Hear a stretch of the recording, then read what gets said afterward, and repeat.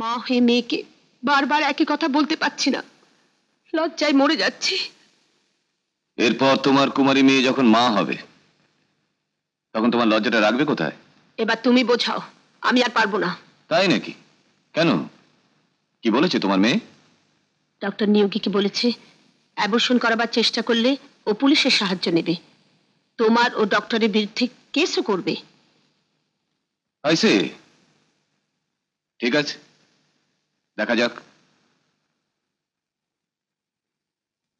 আমি কলকাতায় ফিরে যাব, এখানে থাকতে চাই না।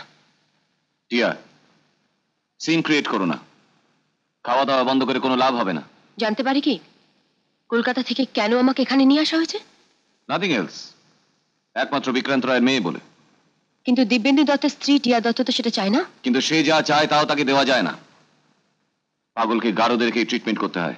কিন্তু আমি কোনো ট্রিটমেন্টই সুস্থ হতে চাই না। একটু বিষ এনে দিলে অসংখ্য ধন্যবাদ দিতে পারি মিস্টার রয়। তোমার যেদিন খুশি তুমি বিষ খেতে পারো, তার আগে আমাদের সমস্ত সম্পর্ক চুকিয়ে ফেলতে হবে। আর হ্যাঁ, একটা লিখিত চুক্তিপত্রে সই করতে হবে তোমাকে।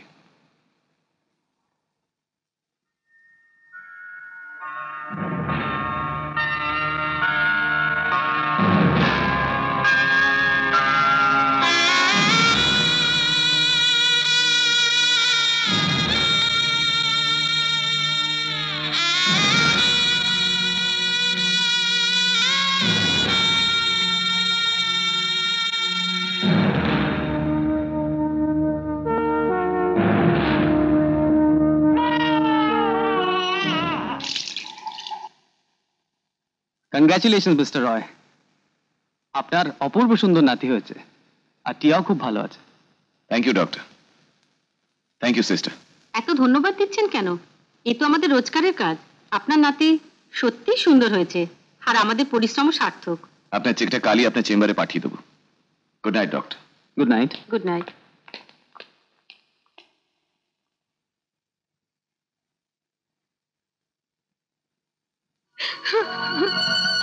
শেষ পর্যন্ত এরকম একটা কাণ্ড তুমি ঘটিয়েই ছাড়লে। মেয়েটার কথা একবারও চিন্তা করলে না। ও যে আজকে নিঃস্ব হয়ে গেল। তুমি ভুল করছো। একটা জারদ সন্তানকে নিয়ে তোমার মেয়ে কোনোদিন এই সমাজে মাথা তুলে বাঁচতে পারতো না, আমি ওকে বাঁচিয়ে দিলাম। তোমার এত অহংকার যে দিব্যেন্দুর মতো একটা মেধাবী ছেলেকেও তুমি স্বীকৃতি দিতে পারলে না। তার সন্তান আজকে জারদ সন্তান।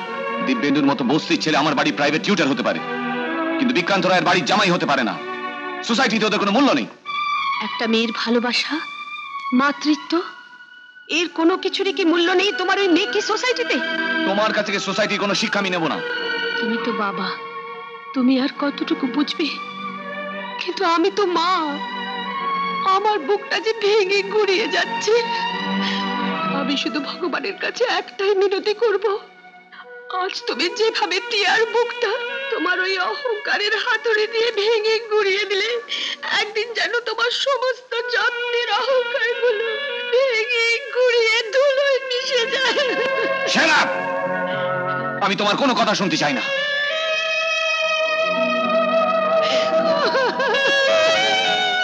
আয়া, আয়া, আয়া, আয়া, আমার বাচ্চা কোথায়? কোথায় রেখেছো তাকে? আমার কি হয়েছে? ছেলে না মেয়ে? কি হলো বলো না, আমার বাচ্চা কোথায়? ডাক্তারবাবু আপনাকে একদম কথা বলতে বারণ করেছে। না না, আগে বলো আমার কি হয়েছে। ও কোথায়? আপনার তো ছেলে হয়েছে। আমার আমার ছেলে হয়েছে? ও কোথায়? একবার ওকে নিয়ে এসো না। দিদিমণি, আপনি একদম জেদ করবেন না, ডাক্তারবাবুর বারণ আছে, আপনাকে এখন বাচ্চা দেওয়া যাবে না। আমি আমি শুধু একবার দেখব, তুমি না বলো না। তুমি বিশ্বাস করো, আমি আমি আর ওকে আমার কাছে দিতে বলবো না। একবার। কি তুমি কাঁদছো কেন? দিদিমণি, আমি আপনাকে কোথা থেকে বাচ্চা দেখাবো? আপনার তো মরা ছেলে হয়েছে। না না, আমি বিশ্বাস করি না। তোমরা সবাই মিথ্যেবাদী, তোমরা সবাই মিথ্যেবাদী। আমার ছেলে, আমার ছেলে।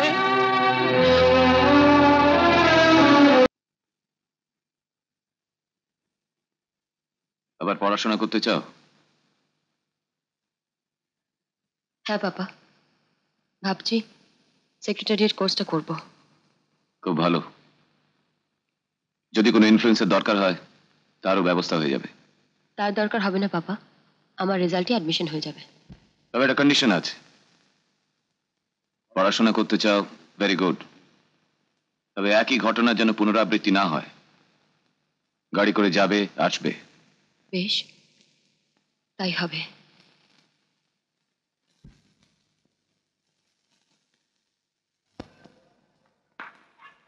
আরে মমতাজ, কিছু বলবে? দাদা, রানাকে পাওয়া যাচ্ছে না। কাল সারা রাত ঘুমোয়নি, সকালে ঘুমোচ্ছে দেখে আমি চান করতে গেছিলাম, এসে দেখছি। সে কি, এই অবস্থা? রানা কেন কোথায়? ওই দেখো গুরু, রানা ফেকুকে নিয়ে চলে এসেছে।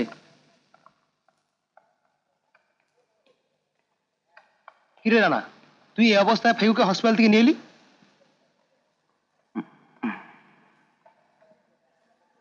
কি করব?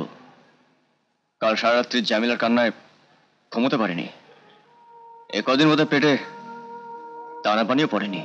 ফেকু, ফেকু, আমার ফেকু এসে শুনলাম। আমার ফেকু কোথায়? আমার ফেকু। এই তো মা, আমি এখানে। আমার আমার ফেকু, আমার সোনা, আমার ফেকু, আমার সোনা। চলো আমার সোনা, আমার সোনা।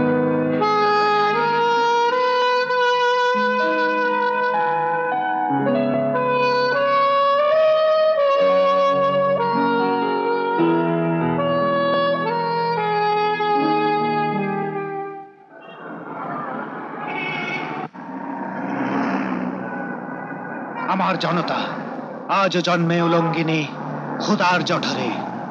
না খেয়ে মরে না, জমে না ঠান্ডায়, গলে না উল্লাসে। গাড়ি থামাও, ড্রাইভার গাড়ি থামাও। শত জারজের উচ্ছিষ্ট স্নেহের তাপে উচ্চকিত রাজপথে, রিলিফ খানার ডাস্টবিনে সর্বহারা ক্ষুধাতুর প্রাণ বিশ্বজয়ী আশা নিয়ে ঘৃণা করে যায়। দীপেন্দু, কি হলো, দাঁড়িয়ে আছো কেন?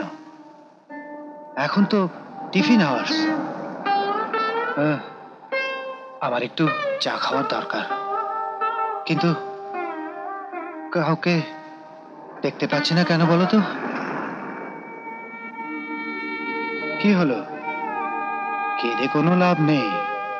পরীক্ষা ভালো দাওনি, পাশ করতে পারোনি, আমাকে রিকোয়েস্ট করে কোনো লাভ নেই, কোনো লাভ নেই। দীপেন্দু, আমি টিয়া। দীপেন্দু দেখো, আমি টিয়া। দেখো। টিয়া? হ্যাঁ, টিয়া। কি সুন্দর পাখিটার রং! হ্যাঁ, দীপেন্দু, আমি তোমার টিয়া। দীপেন্দু, আমি চিনতে পারছো না? আমি তোমায় নিয়ে যাবো, তুমি ভালো হয়ে উঠবে। ভালো? ও হ্যাঁ, ভালো কথা। তোমার কাছে কিছু টাকা হবে? আমি সিগারেট খাবো। কিছু কিছু টাকা?